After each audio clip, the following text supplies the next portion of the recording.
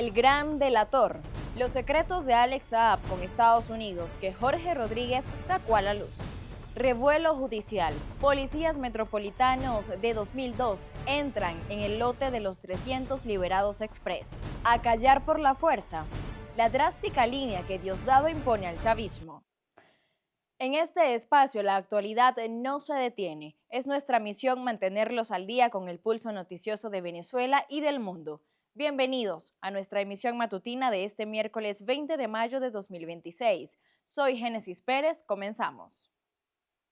El presidente del Parlamento, Jorge Rodríguez, rompió el silencio tras la sorpresiva deportación de Alex Saab a Estados Unidos y su estrategia ha sido drástica: lavarse las manos y exponer los vínculos del empresario colombiano con agencias de inteligencia estadounidenses desde 2019. Lo que antes el chavismo defendía como un secuestro imperialista, hoy es despachado por la cúpula como un asunto privado entre Saab y las agencias norteamericanas.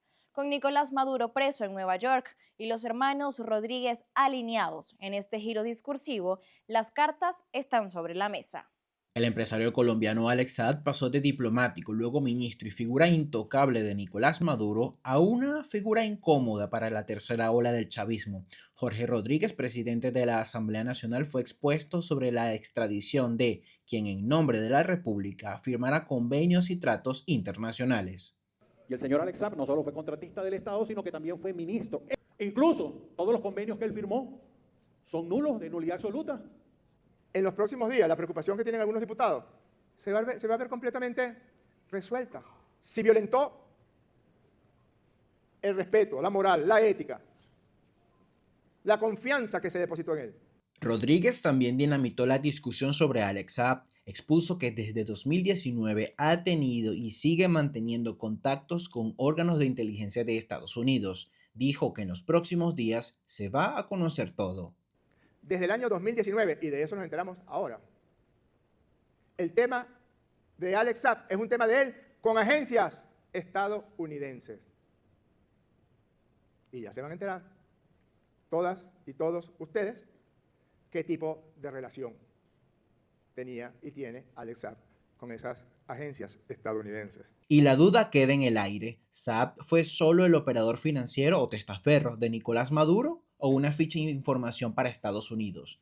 ¿Es un argumento fabricado por la actual cúpula de poder en Miraflores? Lo que ellos van a utilizar es el libreto de la traición. Van a sugerir que Nicolás Maduro confió en Alex Saab y Alex Saab traicionó a Nicolás Maduro y lo van a tratar de hacer enlodando a Alex Saab con conversaciones y lo van a tratar de presentar como un agente de los Estados Unidos, un agente de la CIA. Van a utilizar ese libreto conocido. Curiosamente, aquí van a tener algo a su favor porque es muy conocido que desde 2019 Alex Saab está en contacto con la administración de los Estados Unidos, ha estado en contacto con las autoridades estadounidenses y no se sabe, más allá de especulaciones, hasta cuál es la profundidad de ese contacto. También se había sugerido que el indulto que le otorga la administración Biden a Alex Saab era a cambio de que este diera información de Nicolás Maduro. Bueno, no se sabe cuál es la profundidad de esto. Jorge, hermano de la actual encargada de la presidencia Delcy Rodríguez, durante un monólogo parlamentario de casi 15 minutos, también aprovechó de lavarse las manos sobre el regreso de Saab, que estuvo detenido por varios años fuera de Venezuela. Dijo que cuando negoció lo hizo solo siguiendo órdenes gubernamentales. No me cabía a mí, no me tocaba a mí preguntar absolutamente nada acerca de cuál era mi papel en ese proceso. El chavismo, y en específico Jorge Rodríguez y Delcy Rodríguez, entregan a Alex Saab a los Estados Unidos simplemente por la presión de la administración Trump. Alex Saab es acusado de lavar dinero para Maduro durante años eludiendo sanciones, y no para beneficio de Venezuela, sino para engordar las cuentas bancarias del líder chavista en Suiza. Entonces, ¿se desmarca el clan Rodríguez de todo lo que huela a madurismo? Delcy Rodríguez y Jorge Rodríguez aprovechan que Alex Saab es un personaje que dentro de Venezuela, dentro de la estructura de poder en Venezuela, no tiene dolientes. Es decir, es un personaje que formaba parte y le respondía única y exclusivamente a Nicolás Maduro, a la familia política de Maduro. Una vez Maduro fuera del poder, Alex Saab no tiene defensores en Venezuela, no tiene dolientes dentro de Venezuela y también es es una movida política de los hermanos Rodríguez para ir, digamos, eliminando, neutralizando, purgando a todo lo que huele a Nicolás Maduro dentro de esta nueva estructura del poder.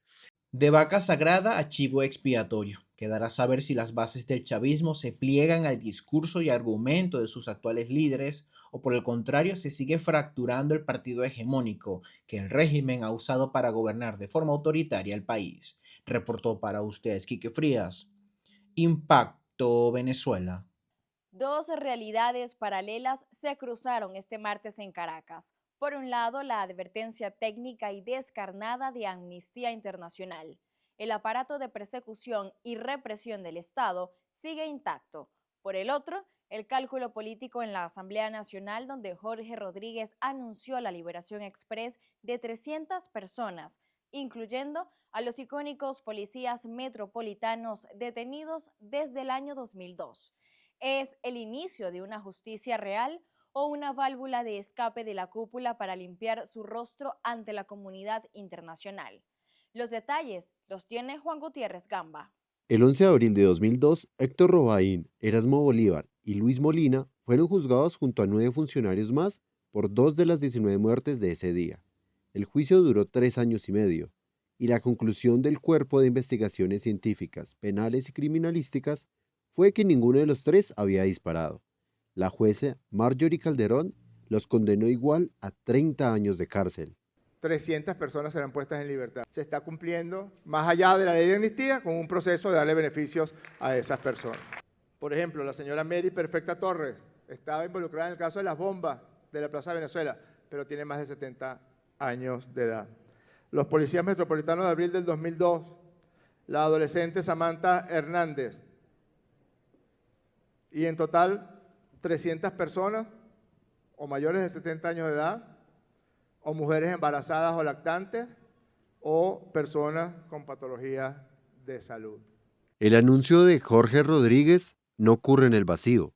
Hace exactamente 8 días, Donald Trump prometió desde la Casa Blanca que Venezuela liberaría a todos sus presos políticos. Este martes fueron los 3 policías que llevaban 24 años esperando una ley que nunca llegó. Felicitaciones. Gracias. Agradecemos porque siempre nuestro discurso va a ser agradecer las libertades y bueno, esperemos que ahora sea distinto. ¿Algún mensaje para el foro? Bueno, yo le doy gracias a los abogados que me asisten, por lo menos el abogado Eliazar y el foro penal que estuvo pendiente de mi persona. Con respecto a la operación también estuvieron pendientes y muchas gracias por estar allí. Puede llamarse coincidencia. Lo que es difícil de discutir es que la presión de Washington produce en días lo que la justicia venezolana no produjo en años. Sí, lo haremos. Vamos a sacarlos a todos. Y les diré algo. Delcy está haciendo un gran trabajo. La gente de Venezuela está encantada con lo que ha sucedido. Esto no es una política pública, es una gracia discrecional. Y eso es exactamente lo que Provea señaló en un encuentro de Amnistía Internacional. El gobierno puede tomar medidas sin costo alguno, pero prefiere liberar personas a su discreción que abrir los mecanismos de verificación internacional, que harían ese proceso auditable y permanente. Esperemos que realmente esto no sea simplemente gestos y retórica, sino que se trabaje en el fondo, que es lo que queremos los venezolanos para lograr una verdadera paz social, un verdadero Estado de Derecho y un verdadero camino hacia la democracia. Este martes Venezuela tuvo su primera jornada pública de derechos en años y su anuncio de liberaciones más amplio desde enero. 2 señales de apertura y una advertencia que las enmarca. El aparato represor sigue intacto y la libertad que se otorga como gesto puede retirarse con la misma facilidad con que se concede. Esa es la diferencia entre una apertura y una transición. Abrimos ahora nuestro espacio de participación. Esta es la pregunta del día de Impacto Venezuela. Recuerden que está disponible de lunes a viernes en todas nuestras plataformas digitales. ¿Es posible hablar de apertura en un país donde los derechos civiles se otorgan como un gesto político? Amnistía Internacional dice que el aparato represor en Venezuela se puede reactivar en cualquier momento. Y queremos saber, ¿te genera desconfianza o alivio este anuncio de 300 liberaciones? Conéctate y comparte tu opinión en el canal de YouTube o en cualquiera de nuestras redes sociales. Te leemos en la emisión estelar. ¿Lealtad ciega o resignación obligatoria? El ministro de Interior y Justicia, Diosdado Cabello, ha lanzado una línea de contención implacable dentro del chavismo al asegurar que la falta de recursos no es demagogia, es la verdad. Más que un análisis económico, sus palabras son una orden directa a las bases. Queda prohibido el debate salarial. La consigna de la unidad ya no es ideológica. Es un mecanismo de disciplina forzada para que los mandos medios no cedan ante el descontento popular y sigan usando el libreto del bloqueo como único escudo ante la quiebra del bolsillo venezolano. Juliana Palmar con el informe.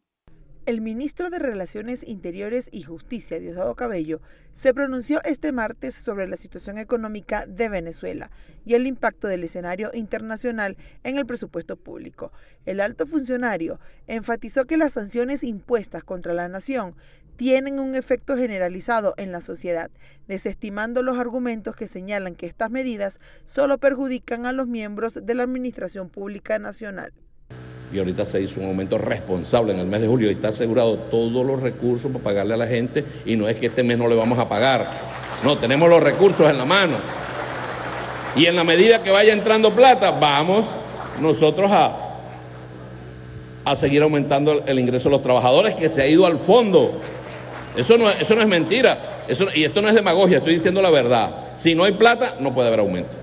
El dirigente oficialista aseguró que el Ejecutivo Nacional mantiene la intención de ajustar los sueldos en la medida en que se estabilice la fuente de financiamiento del Estado, vinculando directamente la disponibilidad de recursos con el cese de las restricciones internacionales, con una retórica que ya parece más un control de daños que otra cosa.